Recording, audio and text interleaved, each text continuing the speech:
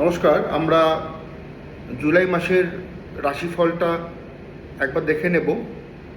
5th of July থেকে 11th of জুলাইয়ের overall মেষ থেকে মিন অবধি কী হতে পারে বা কি হওয়ার সম্ভাবনা রয়েছে সেটা নিয়ে আজকে আমাদের আলোচনা।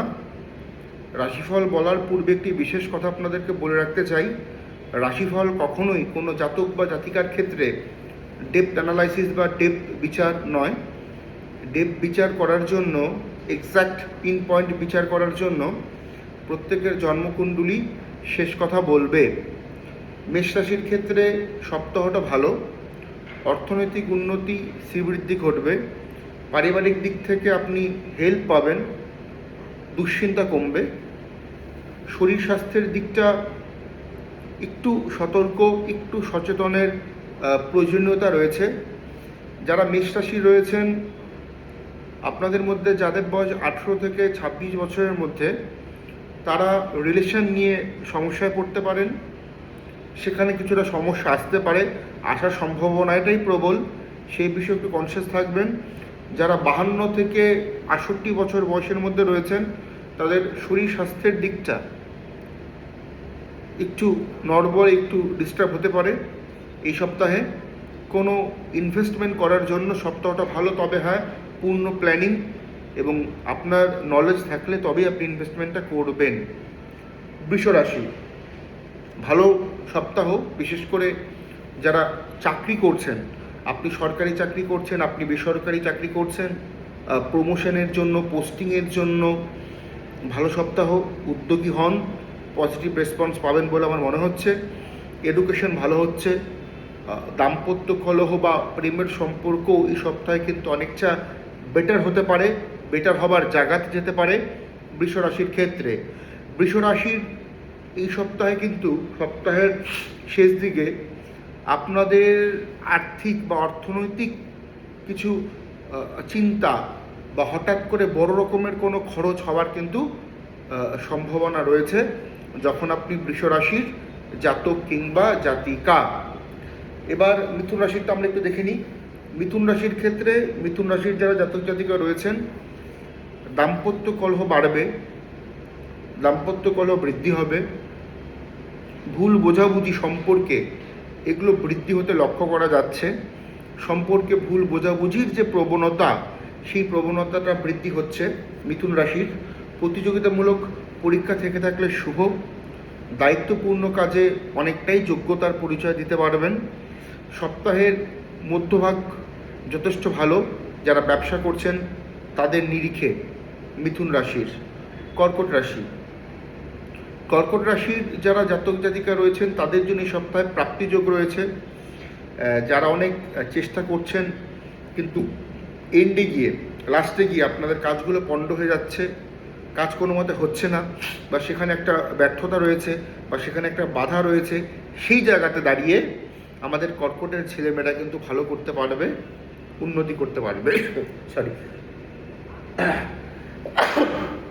সরি কর্কট রাশির ক্ষেত্রে এই সপ্তাহে দূরের যোগাযোগ, কমিউনিকেশন মাধ্যম যথেষ্ট ভালো, যথেষ্ট পজিটিভ।